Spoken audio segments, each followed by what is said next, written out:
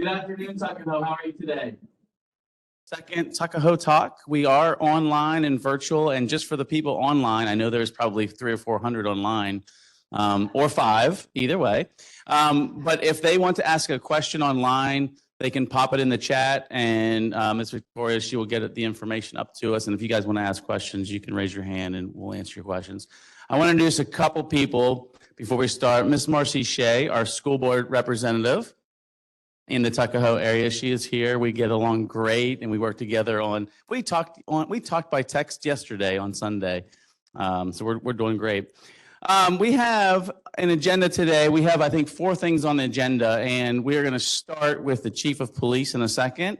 We're going to talk about our Heart Committee by Ms. Carrie Trettina, and we're going to talk about very exciting things with the FEMA floodplain. And we're also going to spend a few minutes on the Tuckahoe Creek Park project. So those are the 4 things we have on the agenda today. I think probably each speaker, maybe 10 or so minutes.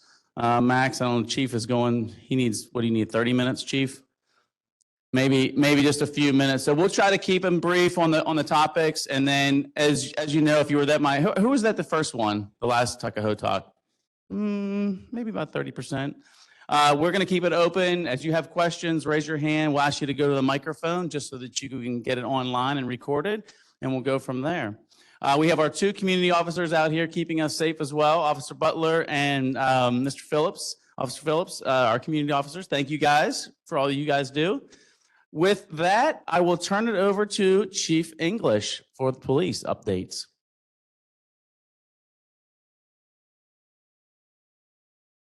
Thank you. What time is it? Is it good afternoon? Okay. Yeah, good afternoon. Okay. How y'all doing? So just a little bit, just give you a little bit of rundown of what's going on in the police world, so to speak. I want everybody to know that Tuckahoe is pretty sound, safe district, if you don't already know that. I will tell you that there are some issues across the county that we're dealing with. Mainly, my primary focus is always going to be on violent crime. And we've experienced a lot of more gunplay than we would like to see in Henrico County. We're currently sitting at 10 homicides right now in the county. Unfortunately, all 10 homicides have occurred either in Verona or Fairfield districts. And that's been an issue. So I've had some meetings with those board members, as well as some of the community members in those areas, and we're trying to do some things differently than we have in the past in order to try to mitigate some of the things that we're seeing as far as violent crime is concerned. But that is going to always be our primary focus, to try to keep people from getting shot, people from getting robbed, keep people from getting killed. And so those are some of the things that we've seen across the county. I can tell you here in Tuckahoe, some of the things that you're experiencing, larcenies from vehicles. Auto thefts have gone up, even though they're down this year compared to last year, but we're still seeing too many auto thefts. Again, a lot of those are Kia and Hyundais, if you all are not already familiar with that, but they accounted for more than 50% of our stolen vehicles last year were Kia and Hyundais. And again, those manufacturers are really being called to the carpet in order to do something to help with the theft of those vehicles, trying to put some more mechanisms in place in order to keep those vehicles from being stolen. And then some of our vehicles are being stolen because people are warming their car up or going in the store, leaving their car running and think it's going to be there when they come back out. And so it's a crime opportunity for some people. And again, I get it. You would like to think you live in a world where you can just leave your car running, run in the store, grab some real quick, come out. That's not the world we live in. And so we just a lot of times we're trying to bring information to our residents to make sure they are aware of some of the things you're seeing. And when I talk about larceny from autos, again, you have a lot of individuals, some individuals are going around the communities and pulling all door handles. And a lot of times cars are unlocked and people are leaving items either in plain view or just a crime opportunity for people to steal things out of your car. So we always try to tell people to make sure you take your valuables in your car. Don't leave anything sitting around in the open, because it may not look like anything to you, but to a criminal, it may be very valuable. And so, you have people stealing people's change out of the change in the middle of the console, it may not even be like $1.50, but that's a lot to some people.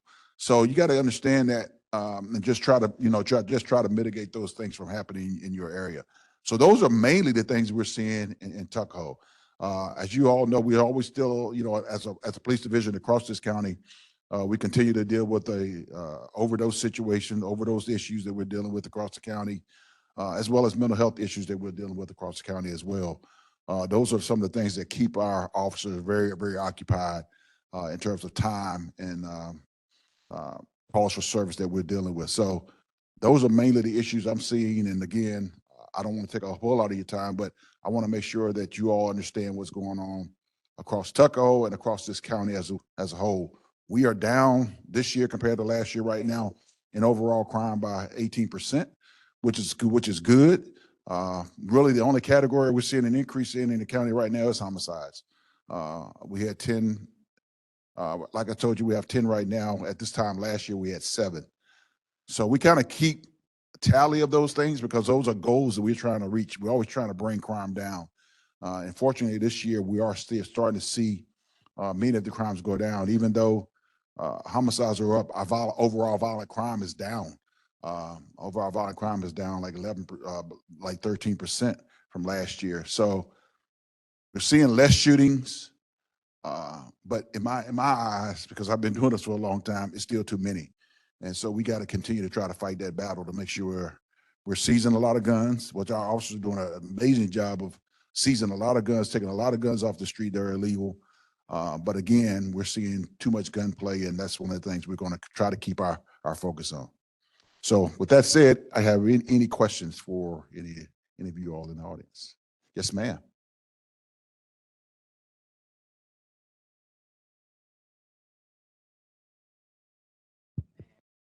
Third one, not all the time. Is that by invitation or did they just leave?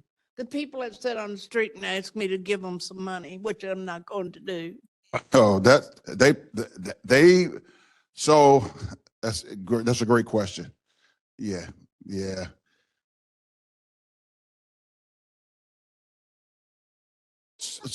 So I can tell you that it's probably by on their own accord, because it's really not something we can make people leave for. That is not really a violation of law in terms of them sitting and asking for money. So it's probably they left on their own. Reason being, I don't have a clue of why they would have left. But that is one of the calls we get a lot of citizens complain about individuals that, either at corners, in the medians, asking for money. And unfortunately, we don't have anything legally that we can do to prevent that other than if they are walking in the roadway, which is illegal, or if they're being very aggressive, which is illegal. But them just standing there asking for money, there's nothing really illegal about it. But we do get people that call because they want us to do something about it. There's really nothing we can do. So I have no idea why they left, but I'm glad that you're happy that they're no longer there. And so hopefully they because I'm gonna tell you the county does offer a lot of services for those individuals. So hopefully they were able to obtain some services that we do have in the county, and maybe that may be the reason they left. Any other questions? Yes, sir.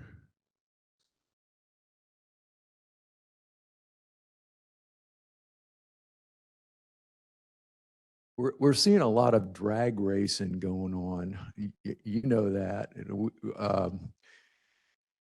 Going from the Willie Bridge on up the road there, every Sunday, you're getting cars and motorcycles drag racing in the afternoons. If can be something done about that, that would be great.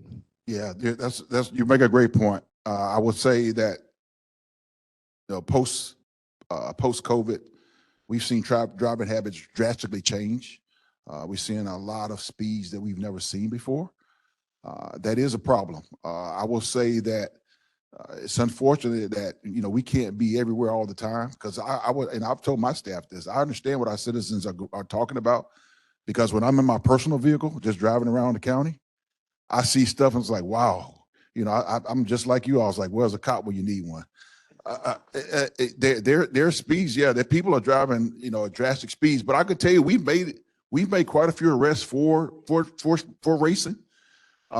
that's one of those things, but you got to catch them while they're doing it. And sometimes that's very, very hard. Now, we do run a lot of initiatives in certain areas to address speeding, whether it be speeding, whether it be red light running. There's a lot of initiatives that we've addressed in certain neighborhoods where they've asked for that. And so I can tell you that our traffic enforcement has increased from last year to this year, and we're starting to see that really ramp up in terms of our visibility in certain areas and making sure we're writing tickets to try to keep that, try to mitigate those things. But you're exactly right. And this is just not, I'm gonna just tell you, it's not an Henrico problem. It's nationwide. You see it everywhere. Drive down the Tidewater area, go 64. You'll see the same thing on 64. In my personal vehicle, you just see cars just flying by you. So this is an issue that, we're dealing with. And when I meet with my stakeholders or my regional partners in law enforcement, we're all talking about the exact same thing you're talking about. They're having the same issues in their jurisdictions. And it's a mindset. We're trying to do a lot of messaging to try to get people to slow down. And we're seeing, and a lot of our traffic fatalities are occurring because of speed. And so those are things that we really, really got to harp on. And so that's always going to continue to be a focus of ours until we can get it under control. Our fatalities are up this year in the county. Some of those are due to speed. Some of those are due to some other factors, but traffic enforcement for the county is important. And so that's something we're always going to focus on. Great question. Yes, ma'am.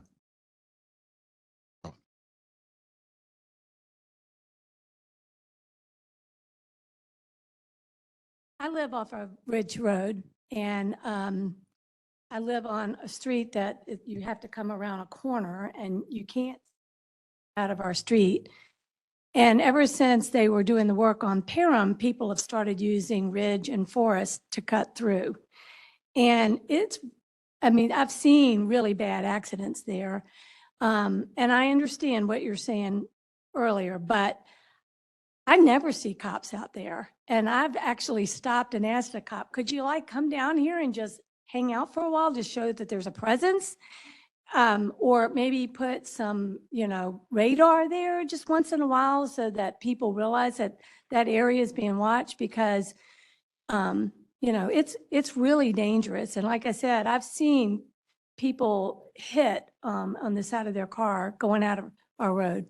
All right, make sure I get your location before I leave. Dunsmore Road. Dunsmore Road. Do you know the 100 block?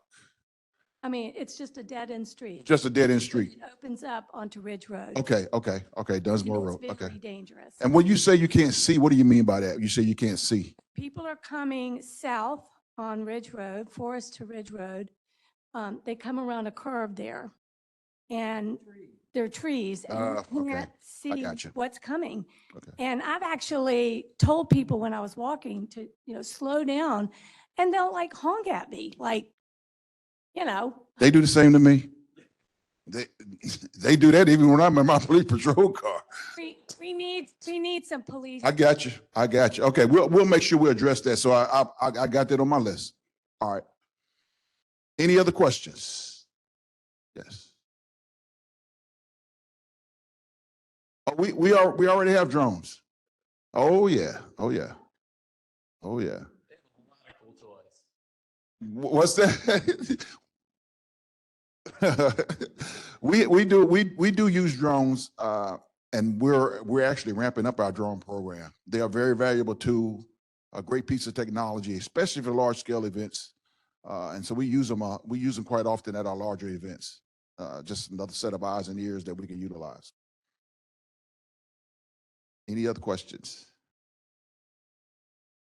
Well, thank you all, and I will make sure I get your situation addressed. That's something that, if y'all have issues in your communities, particularly as it pertains to speeding and things of that nature, just make sure you send them to me or send them to Mr. Rogish. Yeah, that's how we get things done. Because if y'all get them, he's gonna send them to me. And so I got to make sure I'm addressing those issues, because I do want to make it safe in your neighborhood. Sir, you had a question?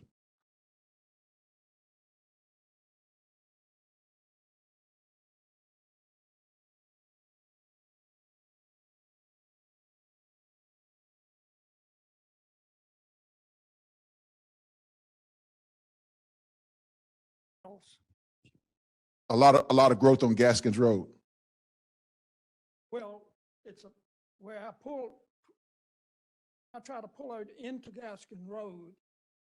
I have to look and look and look to catch a car coming from the left. They get tangled up in the view of the trees. I kind of got you. Parking over. And I reckon I'm talking to the wrong person here. No, you're not, because any other issues, we can reach out. If it is a state issue, then that's a resource we can reach out to make sure they're addressing it as well. So don't feel like you're talking to the wrong individual. All right. Thank you, sir. Appreciate it. A couple things I just want to reiterate. Thank you, Chief English. As you all know, the men and women that serve us from Henrico Police Department are just fantastic individuals. And thank you, Chief. Thank you to all of our community officers and everybody online that's watching.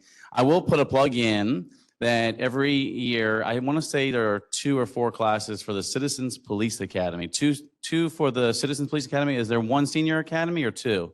2 of those as well.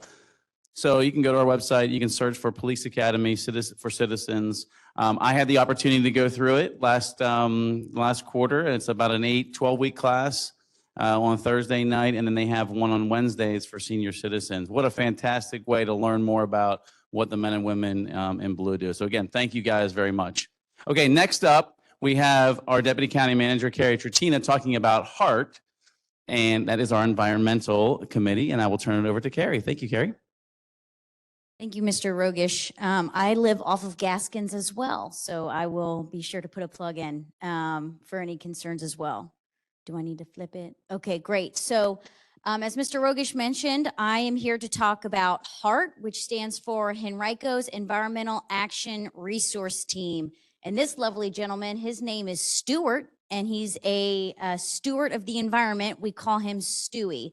And that's pretty important because we are very active, and we want people to know that we're active. And really, it's a little cheesy, but you would be surprised how many Stewie stickers I see on people's laptops and cell phones and cars nowadays, because we want people to know the good that we're doing as a local government in terms of sustainability. Oh, and yes, your own supervisor. There you go. Yeah. So we do all different kinds of activities as a external committee on behalf of Henrico. So what I mean by that is we have a number of county agencies, and I'm not doing well with this clicker, but it's coming better now. So we are active in all different kinds of areas of environmentalism, and Stewie's one about public engagement. But what we found is that we've been very active in environmental projects since 2013, but people didn't know what we were doing. Our own residents didn't know how we're using your tax dollars to not only mitigate the impacts of climate change, but also save you money, because energy efficiency comes with savings to you all. So before I talk about what HEART is doing today, I want to take you back a little bit, about 10 or so years and to date of everything that we've done in energy savings. So I know that you all have seen some really beautiful new high schools. Tucker High School, I think, if you guys have traversed Parham, there's solar panels on there. Well, that's one of 6 or 7 other county facilities that we have renewable energy helping power the building. What that also does is offset your costs, because we get a cheaper rate through Dominion for the renewable energy, because it's a beneficial program for them as well. So we have produced 2.9 million kilowatts of solar energy. That's more than any other local government or any other business in Central Virginia. So that's something to be very proud of. But we've also saved hundreds of thousands of dollars.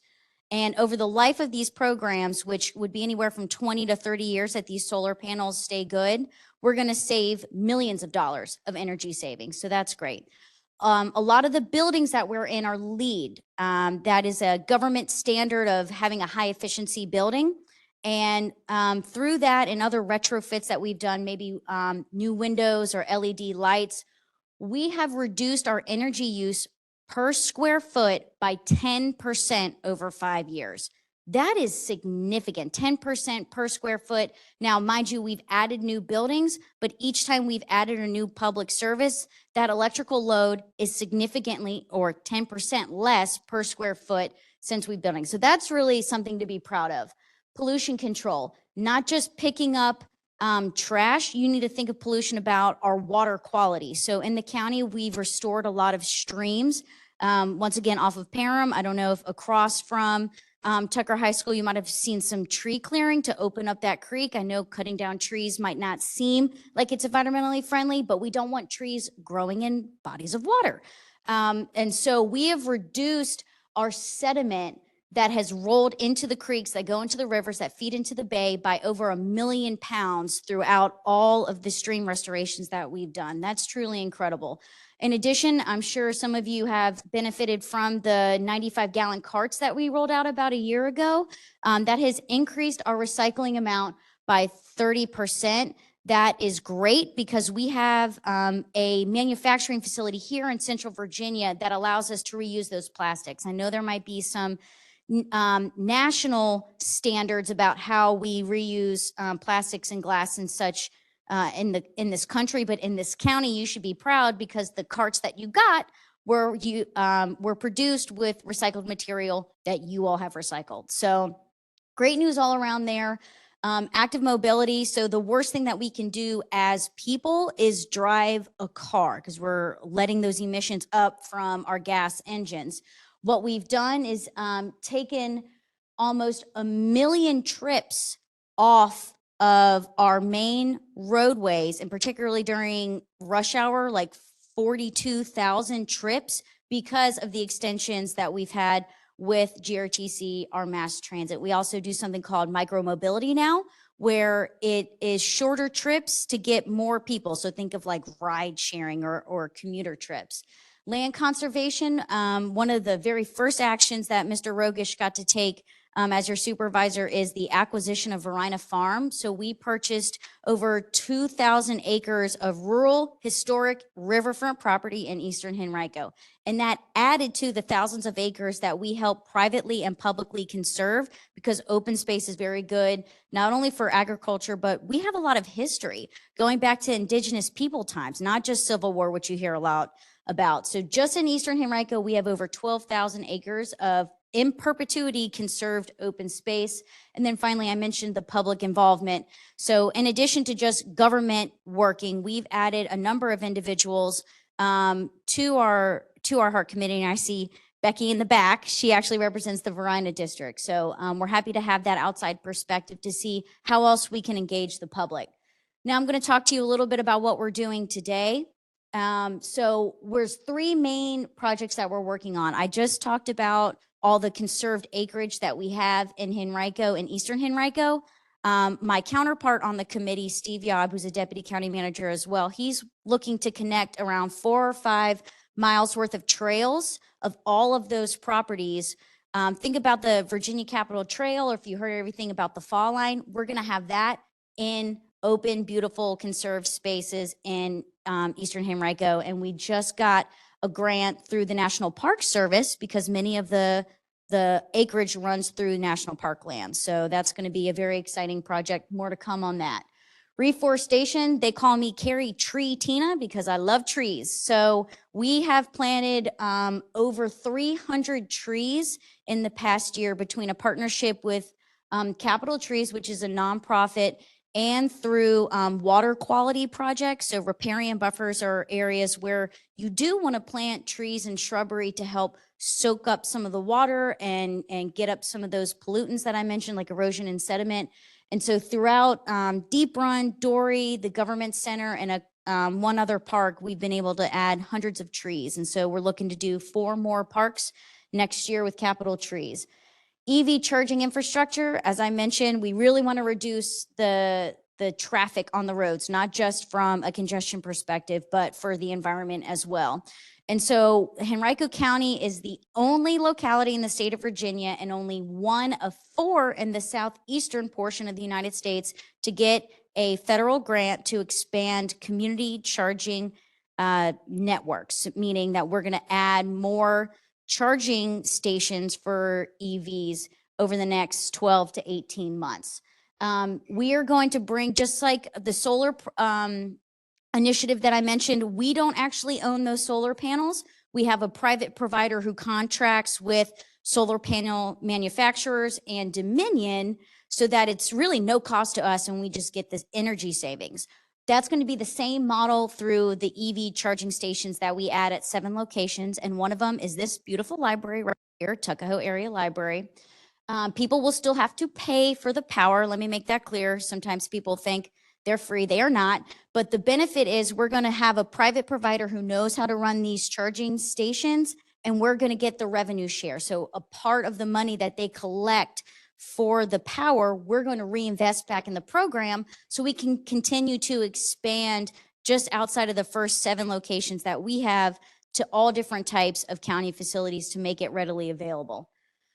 I'm going to fly through the rest of these because we don't, it's a lot of work and you guys can get in touch with me different ways, but just know a lot of the work that we're doing is guided by what's called a climate action plan. So we have a regional body called Plan RVA, and this plan encompasses 18 different localities, and the EPA gave us $1 million to figure out what the top 7,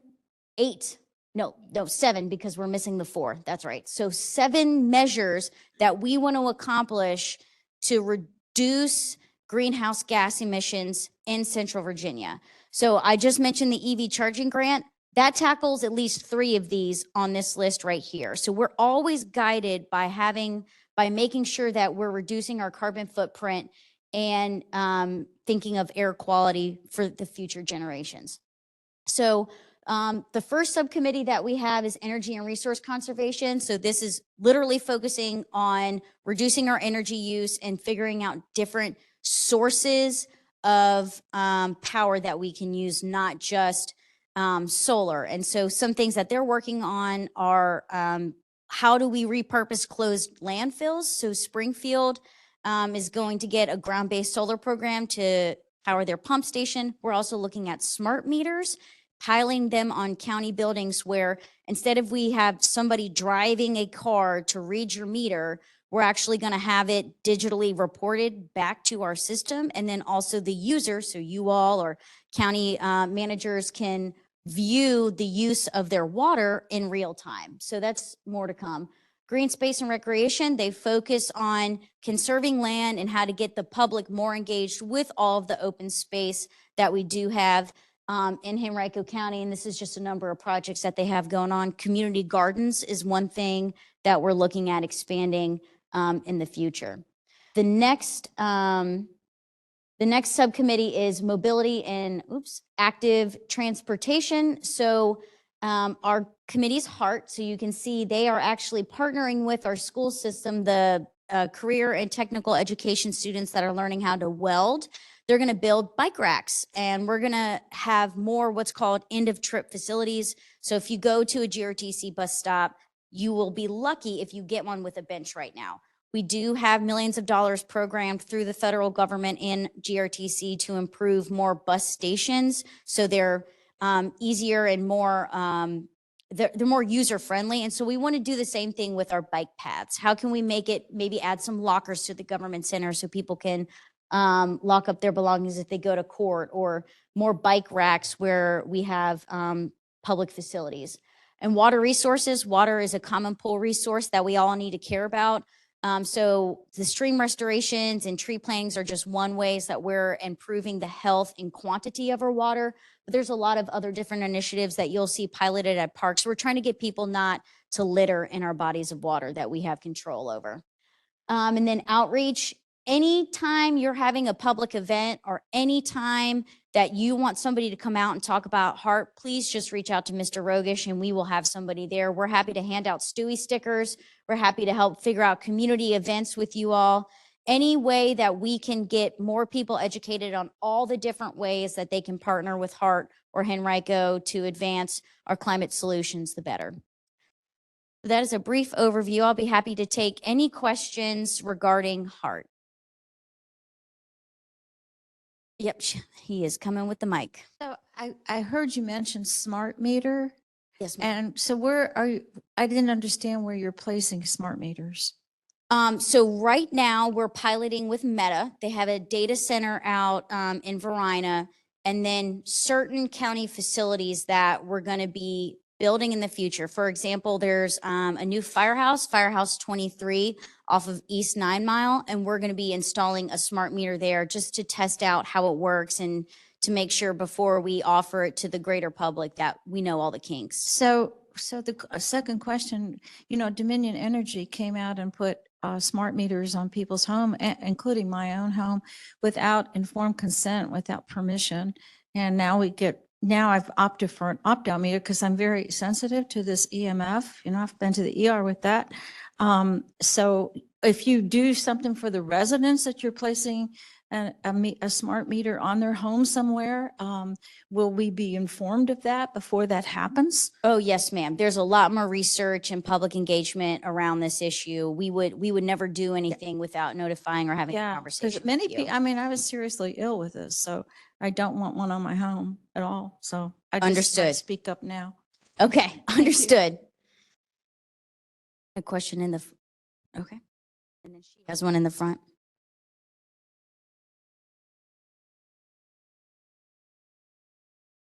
All right, so you're talking about mobility, and what I'm proposing will be very cost effective. It's a can of paint. I live at the Rise at Regency, and in theory, we could walk here, but if you tried to do that, it would be incredibly dangerous. And you have a lot of kids, you have a lot of dogs, and there's virtually no green space over there. And all the walkways will even have the dip for handicap, but then it doesn't go anywhere. There needs to be paint.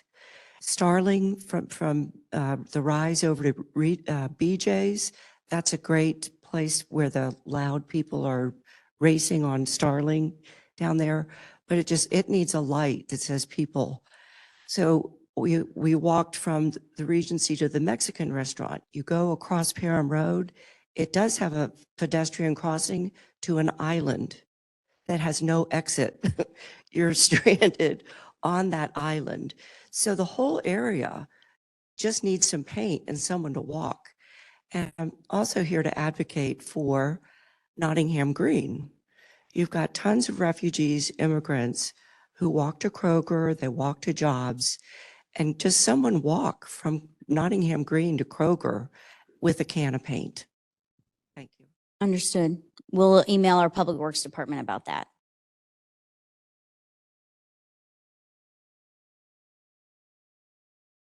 When will there be water available and bathrooms along Capitol Trail? People that use that have no access to getting water or the use of a bathroom. Yeah, so Like the, that from me last week, and I can proudly say that we have finished completion on a restroom facility that also has water and bike repair stations at 4 Mile Creek, that trailhead, which is right in the middle of the Capitol Trails section in Henrico County. You're welcome. See how fast we did that? Yeah, yes, ma'am. It was immediate. And I think Mr. Rogish had a comment about the sidewalk. That's okay. No, I got it. I don't know who wants to go first? Does HART work with the schools in any kind of an organized way to promote environmentally friendly things that children can do? I'm going to give you one example. And I'm going to do it for my grandchildren, and she's not here, so I can say, but my daughter and son-in-law are very environmentally conscious about so many things, but for their birthdays, they use those balloon rainbow things. I don't know if you all know what I'm talking about. Like an arch or something. Yeah, like an arch, helium balloons, and it's probably 50 of them. And then if they go up into the sky, what goes up must come down. And I don't know how many, maybe you all know this, but I was shocked and saddened when I read that almost all babies today born, like in this country and in developed countries, The mother's placenta has microplastics in it. It's babies are born with microplastics in their bloodstream because of all the plastic that is in our environment that ends up in our water. And so that's just like, that's one thing I thought kids could identify with. If you went in and you said, do you know those balloon arches that some of you have for your birthdays? Right. What they can do. I just didn't, so my overriding question is, do you all partner with schools to do some educational at an early age? Yeah, so I glazed over that part very briefly. We do have a youth council. It's the Heart Youth Council. There's 9 students on there. They're all high schoolers, and they are required through getting curriculum credits to do a project that is environmentally focused. So I'll be happy to recommend focusing on limiting balloon use as one of them but yes, we have 9 students. It's rolling. So each year there'll be a group of new high schoolers that are going to champion that.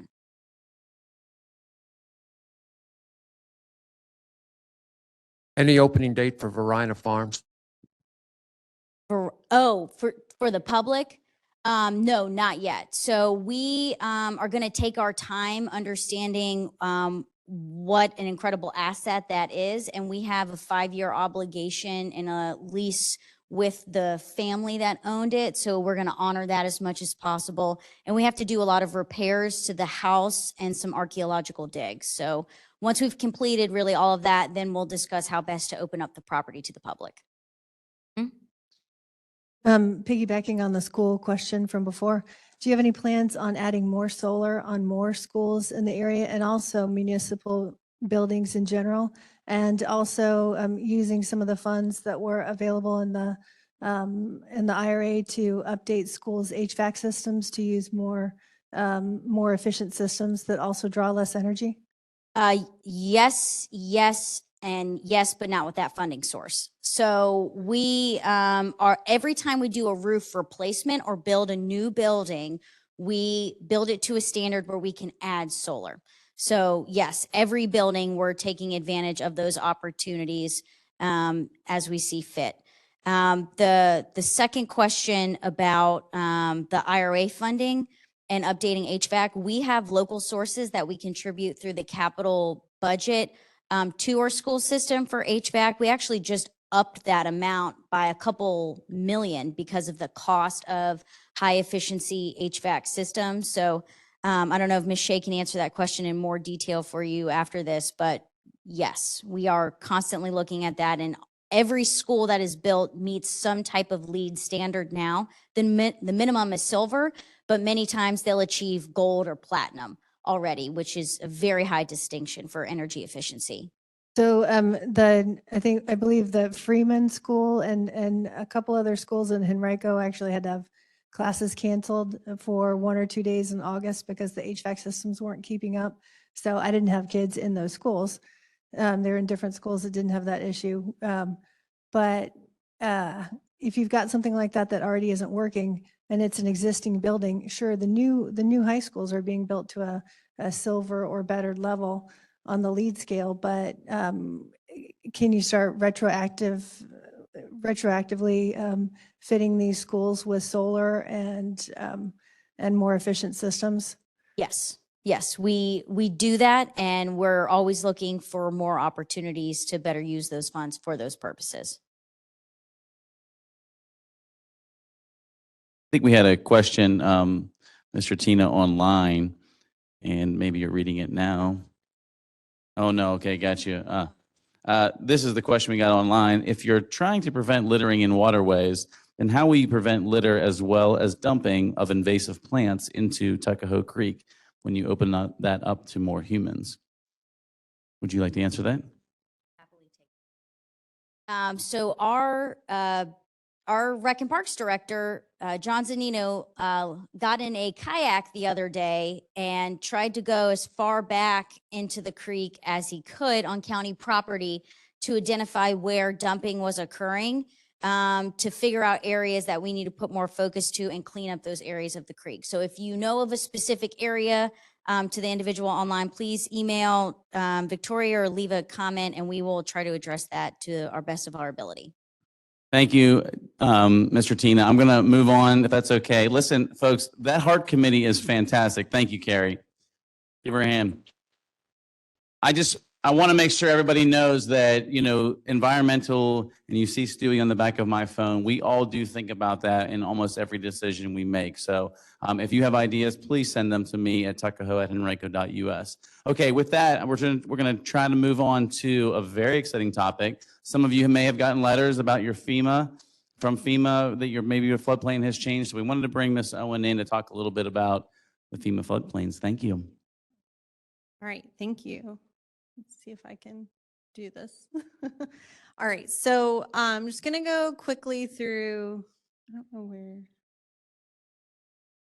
Victoria, where is it on your computer? Okay, all right. So I'm gonna go quickly through a little bit about why we're here and then focus more on what it means and then how we can actually help you with these updates.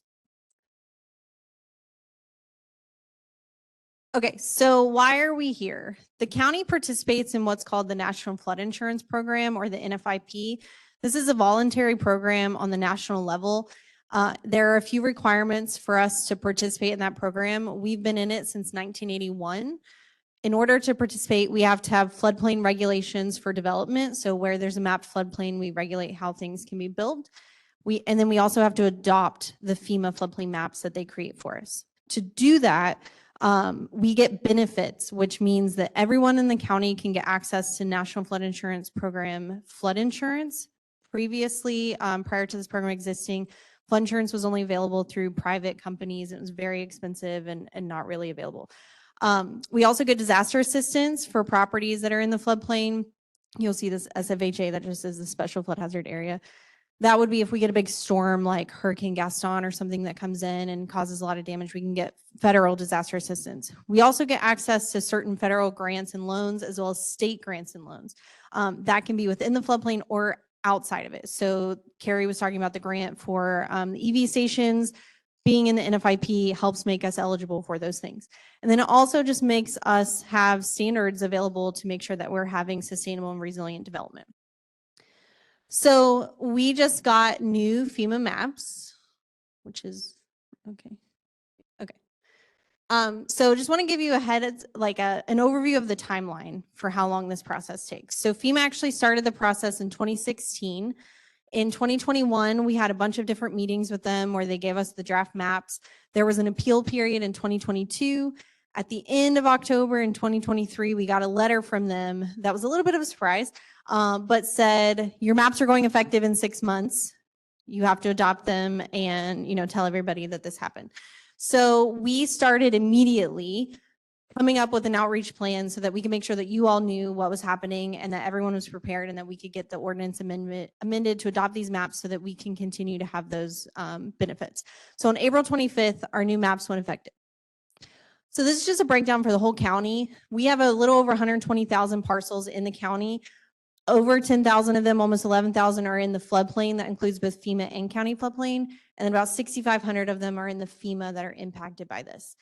We did a whole analysis to see what impacts were actually happening. Was your flood risk increasing, decreasing, or no change? FEMA doesn't always actually change the floodplains. Sometimes they look at it and say this is still okay, and they just put a new date on it. So almost half of the properties had no change, just meaning what it was, they left it. Almost half had an increase of some kind. That could have been like a really big increase, or it could have been just like a few inches increase and also some decreases. We said if you had any increase at all, we're going to put you in that category. And then 10% of properties actually had a decrease. Okay. So this map on the left just shows the parcels that are impacted. That's not how much floodplain we have. Some of these lots are just really, really big. But so the red are where there was an increase. And then this is just breaking it down with the district. So you can see Tuckahoe district had the the third highest of no change, and the third highest of increase, and the highest of decreases. So what does this actually mean for you? Because it's just a lot. So FEMA flood maps can impact your flood risk, first of all, but it also impacts your insurance requirements and your permitting requirements. So we did outreach. You might have received one of these letters. We tried to make it as simple and as meaningful as possible. To break it down for you is so you could tell right up front what needed to happen. We know that more than 40% of flood insurance claims actually happen outside of the FEMA mapped floodplains. So we are recommending, even if your house isn't in the floodplain, you still get flood insurance or look into it to see if it's feasible for you. But flood insurance requirements apply if your building is inside of the FEMA floodplain. So if you have a federally regulated mortgage or loan of any kind, which means if your lender is federally regulated, so if your bank is like an FDIC bank, so almost all of them, then you are required to carry flood insurance. A lot of people have been getting letters from their lenders just in the last 2 weeks. They got a 45-day notice that said you have to get a flood insurance policy or it can be force placed upon you. So this is why we did the outreach. We made this graphic so you can see your building has to actually be in the floodplain. So if your building is outside of it, it's up to the lender. They could still technically make you get it. I've never actually seen them do that, but they could. But if you're in the blue in that floodplain area, you have to get it. So if any portion of the structure is in, they treat it as you are entirely in. So we've been getting a lot of calls lately if people have like a really small corner in the floodplain, and that triggers it, unfortunately. There is a process called a letter of map amendment. This is to remove you from the floodplain. This only applies if the ground of where your house is sitting is above the flood elevation. So if you're not sure, please reach out to us. We've had a few people that tried to go through the whole FEMA process before they reached out, and it ended up not being necessary. So they hired a surveyor and spent money and things on it. But we can look at it and help you figure out if it's feasible, if it might be an option for you to get out of it, or if flood insurance is required. So things you should know about flood insurance, whether it's required or not. Most homeowners and renters insurance does not cover flood damages. So if you are flooded, which is surface water on the ground that impacts 2 or more properties, your homeowners isn't going to cover it. So that's why this flood insurance is really important. There's a 30-day waiting period. There is coverage for both buildings and contents. And then there's a newly mapped discount. So anybody that was added to the floodplain with your building for the first time with these map updates, FEMA actually gives a discount on it as long as you get a policy within the first 12 months. So that would be something to talk to your insurance agent about. And then FEMA has an entire website called floodsmart.gov that's just full of information that I strongly recommend that you look at if you're interested in flood insurance. And then there are regulatory requirements, so permitting. Any development that's within the floodplain or within 40 feet of it has to comply with the county's floodplain ordinance. This means you have to get a permit. It depends on what you're doing. FEMA defines development as any man-made change, which is basically everything. We have what's called a general permit, and that covers a lot of really small things that you're going to be doing day to day so that you don't actually have to come in and ask me for a permit. You can just do it, and we're all covered. We won't get in trouble. If you're going to do something that's not on that permit, then you do need to call and ask us, and we can help you through that process. And we also have a ton of resources on our website that you can look through and help get you through that. So other ways that we can help, we set up a help desk. So we have dedicated staff to answering a phone all day long, 8:30 to 4:30 during county hours.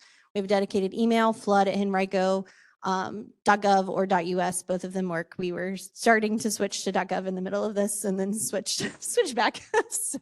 And then we also have an online form. So if you don't want to call or email us, we have a form you can just fill out and we'll respond back to you. We also have translation services available. So we have materials online that have been translated, and we have a phone line that if somebody needs an interpreter, we can actually interpret to different languages. The help desk is in English and Spanish, though, that main line. We also have a lot of information online. So everything related to the letters that you might have gotten, we have a whole website dedicated to that. It's using similar graphics, so you can quickly find it. We made a YouTube video. We did a podcast with Stuart. So all of that's on our website as well. And then we created this frequently asked questions document, which went out with the letters. This has also been translated. It's in the top 15 languages in the county, including English. That is all on our website as well. And there are also copies in the library and all of the libraries around the county. Oops. Oh gosh. We have a map viewer. Oh, sorry. So we have a map viewer online that you can go and search your address. You can also call us and we can search it for you. We can create a map. You can look by your address, you can look by your parcel number, you can just zoom in and move around and look at things. I have my computer if anybody wants me to look for you at the end of this. And then we also have recently been working on joining a program called the Community Rating System, or CRS program. This is kind of a sub-program of the NFIP, and it rewards us for going above and beyond in floodplain management. So all of these things that we are doing on the county level, some of which Carrie mentioned with HART, we actually get points for them. And all of those points add up, and then we get rated based on that. And then that gives you a discount on your flood insurance premiums.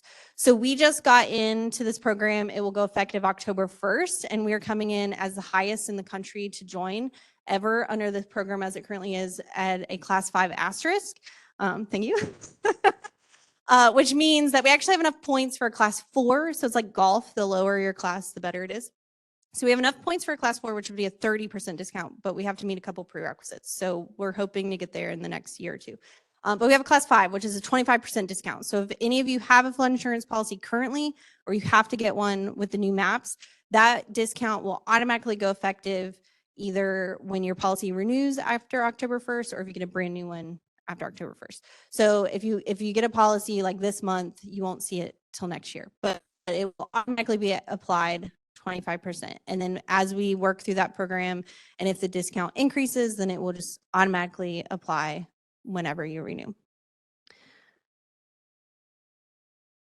Okay, and with that, I'm happy to answer any questions. Afternoon. Most of what you stated referenced houses, residences. Is there provisions for businesses and house of worship? Yes, so it's the same for all of them. From an insurance perspective, the amounts of insurance coverage you get is different, but the regulations are basically the same. Yeah.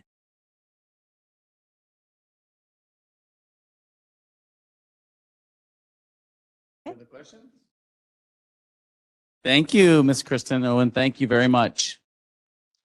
So, and we in Tuckahoe, remind me again, we sent out letters to about 1,000 people up and down. Yeah, so we sent about 1,000 letters, and we actually sent it to your physical address and your mailing address to try to capture renters. We also actually did door-to-door outreach in Tuckahoe, so some of you might have gotten little door knockers and things, or seen us out walking around a few weeks ago. So that was a special thing we piloted in Tuckahoe, so just for you. Well, thank you. We're special in Tuckahoe. Thank you. Okay, the next topic we're going to talk through is the Tuckahoe Creek Park. And some of you may have, was anyone at the community meeting about a month ago at Deep Run Park about this? No, maybe one person. So the Tuckahoe Creek Park, if you haven't been out there, there is an existing park called O'Bannon Way. It goes from Ridgefield, and it kind of wraps around and goes to Old Coach. It's about a quarter of a mile in length, and we have a nice picture of it on the left side here. There was some talk about extending that park, and we are still attempting to do some things out at Tuckahoe Creek Park. We're probably not going to extend it all the way from Broad Street all the way down to Patterson. That was maybe some of the original thoughts on it.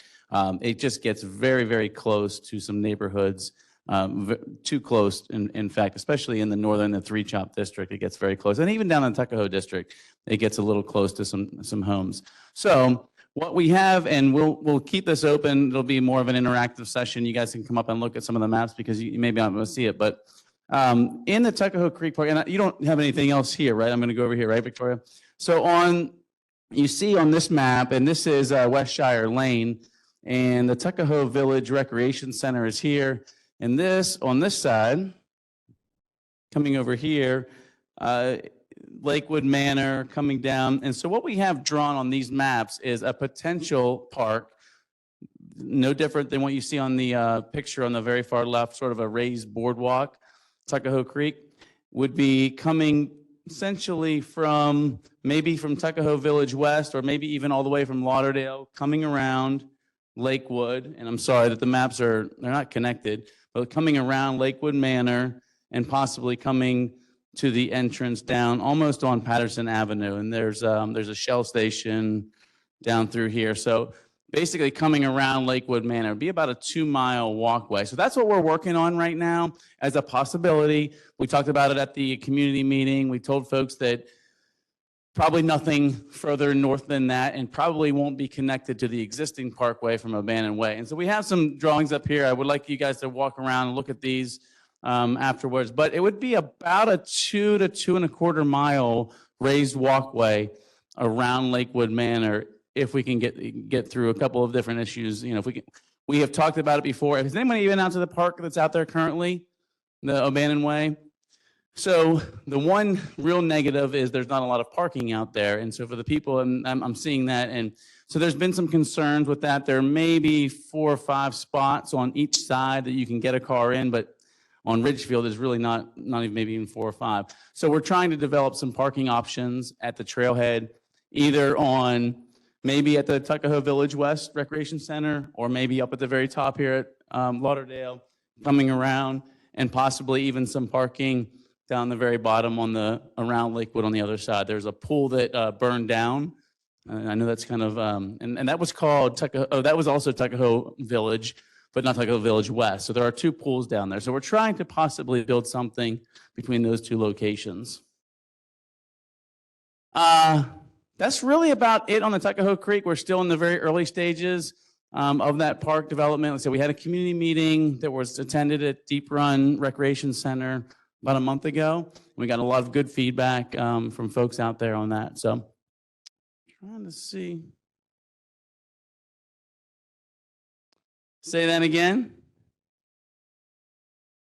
A lot of money to be spent, yes, but in Tuckahoe, where we all reside, we don't have very many parks. We have Deep Run Recreation Park, which is huge, which is great. That's actually in 3 chops. So we don't have a lot of parks. So the idea was to try to create some additional parks in the Tuckahoe area. And I tell you, I've been out to that park, the Abandoned Way. It's beautiful out there. And you go out there on a Sunday or Saturday morning, the wildlife is fantastic. There are a few people out there. It's very quiet and peaceful. And so the idea, people taking pictures, yes, I was out there. There's a lot of people out there taking pictures of wildlife. So the idea is to try to extend it a little bit more down there.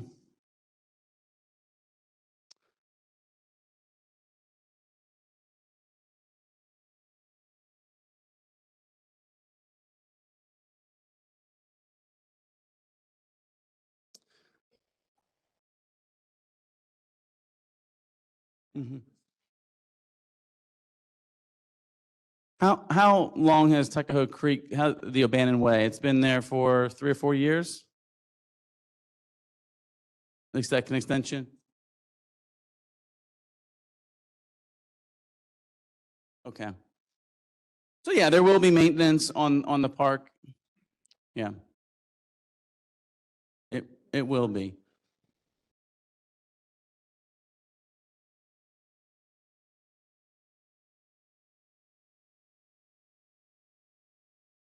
Any other thoughts on Tuckahoe Creek Park? And we'll wrap up on a few other things. It's a beautiful place to go. Yeah, I mean, it really is beautiful out there. So just to wrap up a few other things. I don't know if there are any other questions that you guys have of me. Yes, sir. If you want to be recorded online, yes. Have you given any other thought to Henrico dropping out of the Virginia Association of Counties? And if not, what are we getting for the $85,000 a year that we can't get a la carte, each taxpayer? What do I get? What does everybody in this room get for membership that can't be gotten at a lesser price on an a la carte basis other than them going down to the legislature and lobbying against the interest of all the citizens of Henrico County? We pay to have lobbied against ourselves. Okay, thank you for the question. We had this question last time, and I appreciate keeping on it. There is a lobbyist organization that every jurisdiction, every locality in the Commonwealth, except for one, Goochland, that is a member of this organization, and we do, as a county, pay into this organization, and they do lobby for us down. Well,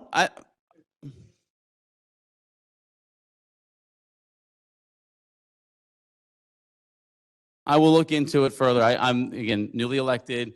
This year, we did approve that funding for that organization. I felt like I think, I think that we get good value for it, to be honest with you. I brought it last time, and I will be happy to share it again with you, honestly. But I do think it's good value at this moment that we get for it, so. Yes, ma'am. I've worked down at the legislature with FACO, and I can tell you that there's an awfully lot of legislation that's put in that would be very expensive for localities and damaging because many legislators don't really understand local government very well. So VACO is one of those that's trying to make sure that some of that legislation does not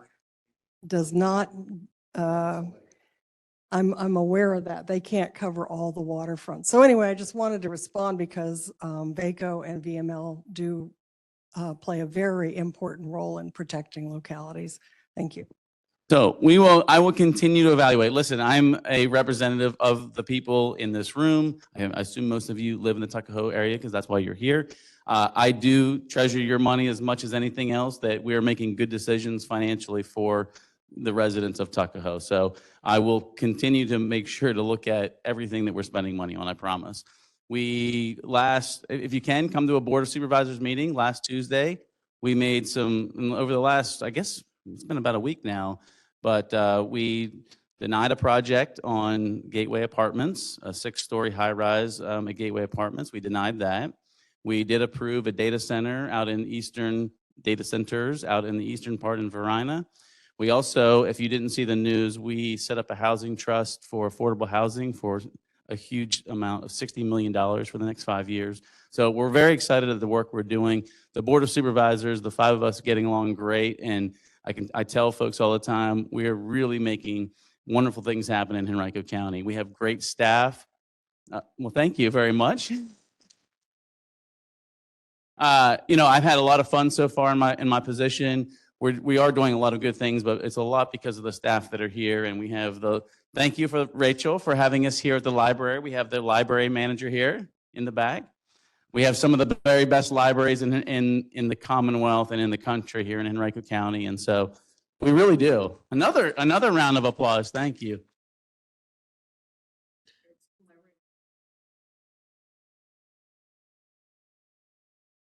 Yeah, and if you haven't been over to the Fairfield Library, the Varina Library, take a trip over these libraries. Or Varina Farms, like Carrie mentioned earlier. You can just put in Varina Farms it's not open necessarily to the public, but I think you can get there and no one's going to kick you out. Maybe they will. There's a gate, there might be a gate. Let me know, go with me, we'll get you over there. But it's a beautiful park. You can go by river. You could go by river. Other questions that you have of me or of any of the staff? Yes, ma'am.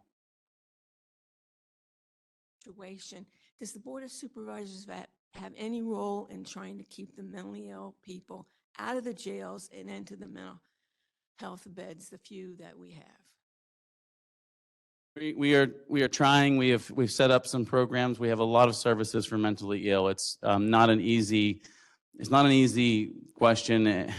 Jails were built in the early 60s, 50s, 60s for a very different population that we're dealing with today. So the mentally ill it's a challenge. But we are addressing it. I promise you that.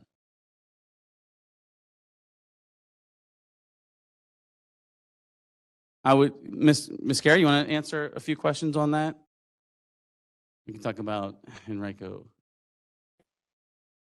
Yes, so there's a number of different things we're doing for adults. One of them is Marcus Alert. So we've implemented our Marcus Alert program where we have a clinician, a therapist, ride with a police officer, and they do proactive well-being checks, and they also respond to calls. So instead of just a police officer or just a clinician, the team goes out to evaluate the individual. We also have started a behavioral health docket with our general district court. This is the responsibility belongs in the courtroom, but they don't have a lot of tools on what they can do in terms of providing services instead of incarceration. So this is like a blend. Around 10 people are going to be able to participate, and instead of being incarcerated, they're going to be on a level of probation and and services to help them work through their particular issues. And then for the youth, we have a partnership with Henrico County Public Schools called CARES, where we're going to be embedding mental health services, clinical mental health services into our school system and expand our youth and family clinicians for Henrico mental health. So we're doing as much as we can, and the board, those initiatives alone are a couple $1 million. And I will follow up with thank you, Carrie. I really appreciate that. I'll follow up with, it's called CIT, and it's a crisis intervention team. And I had the opportunity to ride along one day, and it was remarkable and life-changing. I'm getting chills because we got a call while we were out I was riding along with the police, and a man was having an issue at the time. And we went out, and I went out with 3 officers, and he was crying. He was, it was very, very, it was life-changing for me, honestly. So we are focusing on mental health and mental illness, I can assure you. Yes, ma'am. I need some more information on trust fund, the land use trust fund. I want to be assured that we're not developing in a shanty town. I'm very familiar with the aspect of keeping the land, and my family's been doing it since the 1600s. We still got the original deeds for land, so I'm familiar with that. But I'm conflicted about who these projects are going to. Okay, it's a good. I would like to concentrate on making sure our police officers have a mortgage, making our police and our medical community are the underserved people, making sure our nurses and those workers have a crack at it. Okay, so 2 things I want to say. First off, there is a program for Henrico County employees for first-time home purchases that we are giving grants to up to $20,000 for. So we are, again, attempting to take care of police, fire, teachers, Henrico County employees. That being said, the original question on the housing trust.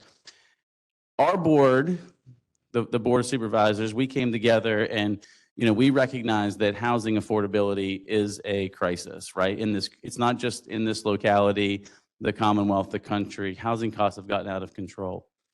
So when we wanted to do something really, truly transformational, and so some of the parts of this program, some pieces we got from other places around the country, but this program is truthfully unique to Henrico County. And so the way I've explained it to folks is this.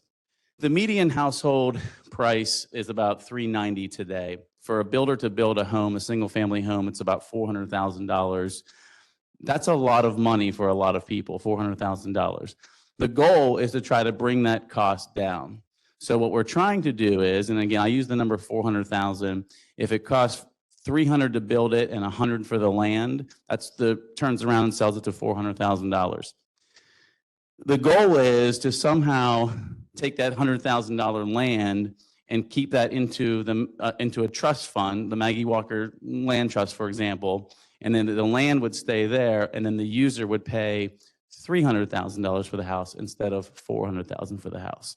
So that's the thinking and kind of how we're doing it. We've worked with the builders, we've worked with real estate agents. We're trying to do something transformational to try to bring down single-family home prices in the Commonwealth, or in Henrico County.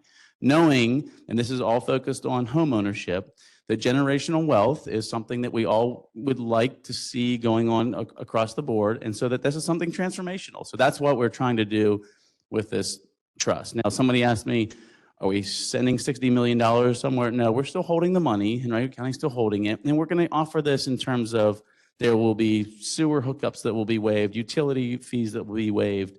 There will be building permit fees that would be waived. We will also, to incentivize the builders, we will put them through an expedited process, a review process to try to get those homes built so that the builders can build a little bit quicker and it won't cost as much from that perspective. So we're trying some new things, truthfully in Henrico County. So that's what we're excited about. Go ahead. Already self-standing buildings. Why can't they buy, purchase a home that's already built? People can, absolutely, yes. Yeah, I mean, there's no, and we're focusing on single family condos, townhouses. We're focusing on home ownership for this. So absolutely. So did I forget anything on that? Anyone? Question? Yes, sir. Yes, ma'am. Can there be an expedited approval process on smaller homes like 1,500 square feet and lower?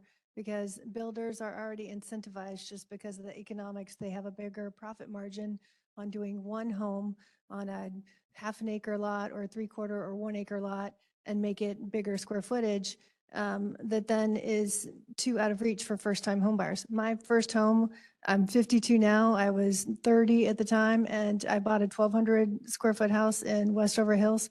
It was awesome, amazing, loved it. Wish I'd kept it. And yet now, if I were 30 and trying to afford the same thing, it would be tough. And yet the new housing stock, it's averaging 2,500 square feet and above. So just by way of what we are approving and the land use parcels that we are allowing builders to put together in their proposals, we already make it hard on young people. I think we all agree with that, and those are some of the things we've had 3 or 4 new ideas. Was that last Thursday our press conference was? I've had 3 or 4 ideas come into me since that has come in, but absolutely, we are. We're figuring out a little bit as we go, and I think that's a great suggestion. And send me an email about that too, so that I can send that over to the building folks. Thank you. Yes, sir. Do you or any of your staff any updates on the lead pipe testing issue, where all these people are running around digging holes in people's yards, checking the lines of the county versus the line going to your home? They've been around. What are we finding out? Anything? I don't have any updates on that, but I don't think we found anything. Do you have any updates? Yeah, we will get back to you on that. I don't have any updates right now, but we will get back to you on that. I'll send you an email on that. That's a great question.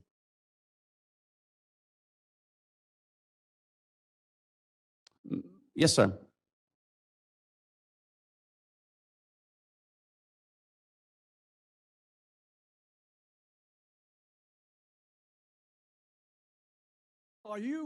Can you give me any idea of how many electric vehicles that the county is using, like school buses and various other vehicles that they use regularly? I suppose some of them are using.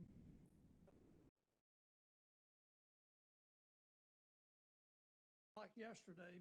Yeah. Well, actually, Ms. Shea would like to answer the electric vehicle bus situation. At this time, we don't have any electric school buses. We have looked into it. At the current time, we don't have the infrastructure to help support that. And so we want to make sure in terms of, having the charging stations for the hundreds and hundreds of buses that go out. And so we want to make sure that we're setting everyone up for success if and when we move to that. So right now, we do not have any electric school buses. And on the county side, do you want to answer? So everybody understands, right? County side and school side, right? 2 different elected officials, and we have them both in here today. So Ms. Shea on the school side, myself on the county side. Carrie, on the electric vehicles for the county. We have a small fleet that we're piloting because we do not have a lot of publicly available chargers in the community. They're at our depots. So we have one in the east end and one in the west end. So we have around 5 to 10 vehicles that different departments are trialing right now to see how best we can deploy them. And as we add stations and add infrastructure, then we can start looking at adding more vehicles to the fleets. Every day, our circulation team goes around and delivers books to each different libraries. That would be a great place because we're hitting a couple of libraries through the grant that we could pilot maybe a van through our library system. I'm going back to the area where I live off Ridge Forest, going down Ridge towards River Road. As I said earlier, it's a dangerous area and there's a lot of pedestrian and bicycle with kids and adults. Is there any chance, I know they put sidewalks all the way down Ridge Road. Can we please put some sidewalks going down towards River Road so that nobody will get hit? Yeah, I know that in that area, there are some projects that are in the very preliminary stage. I mean, the sidewalks you would like to think could be happen overnight, but they cannot, obviously. But there are some discussions I know from Pine Tree on each side of, starting at Pine Tree there on Ridge, there are some discussions for sidewalks there. So yes, I know exactly where you mean. I have the same issues there. Yes, ma'am. While you're on the sidewalk issue, what's the status of sidewalks on Broad Street between Glenside and Parham? Crosswalks. Yeah, Broad Street we are working with VDOT on those, but I don't have a specific update on that particular portion. You all know that the state roads versus the county roads, it is a lot more challenging, I've learned in the last 5 months, to do things on the state roads than it is on our county roads. On our county roads, our team can put up a short sidewalk and crosswalks in a matter of weeks easily. On other roads, it's not quite, on the state roads, it's not quite as easy, but I will follow up on that. We'll make sure to get an answer on that.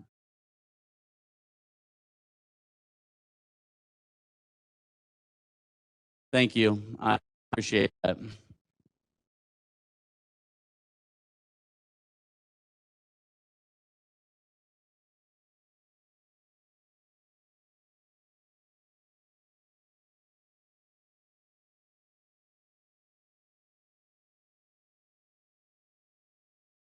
That I'm telling my kids that, okay, you make sure that you are a good driver, watching out for all these things. And if when you are older and drinking or doing whatever, you walk home, you get an Uber, you do not get in the car. And so far, so good for them. But if we make it too hard for people to do the right things and walk when they should be walking, we're asking for trouble and much less using energy that you don't have to. We should be walking more. Let's make it easy and safe. 100% agree. Yes, I couldn't agree more. I mean, and sidewalks, I ran on this in my platform.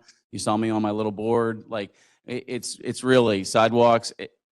In some places, even on roads that we can put a dedicated bike sidewalk lane on the road and block it off. That's way cheaper. So if you have any ideas on places we can do that, please let me know. But yeah, I agree. We have to be careful. We have to get people safer from A to B using sidewalks or dedicated lanes, et cetera.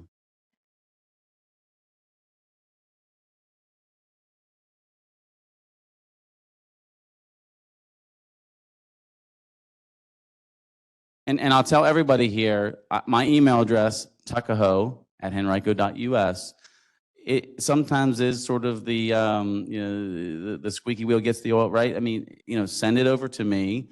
And as we get requests, we can compile those and say that 15 people have asked for a sidewalk in this location. So I do appreciate it. Please don't ever hesitate to send me an email on that kind of stuff. Thank you. What other questions do you have for me? Events coming up, anything else? I said we were going to try to wrap up between 2:15, 2:30. So other questions, issues, concerns? Nothing in Tuckahoe. Everyone's happy. Yes, ma'am. It is a great place to live. I love it here. Yeah, in my neighborhood, we have natural gas, which is wonderful, and I know that the city provides that. They do. It's not a county issue, but we've had, I live in Tuckahoe, I live in Canterbury East, which is an older neighborhood built in the 60s. And we've had quite a number of leaks around and that have been repaired. But I just am wondering if, if there's a plan for replacing that infrastructure. It's probably getting pretty old. And, it just is an issue. And certainly it's an environmental issue as well. Yeah, no, I mean, she's right. It does come from the city of Richmond. They control the gas. It's not a utility under our jurisdiction, and it is a concern. I mean, that they keep maintaining that, and they do have leaks all the time over there. That is a true statement. So I don't have any other things to say. I will ask my colleagues over in Richmond what their plans are, and I keep that on the front burner, so literally burner. I don't know. That's nothing is there anything that you want to update on the?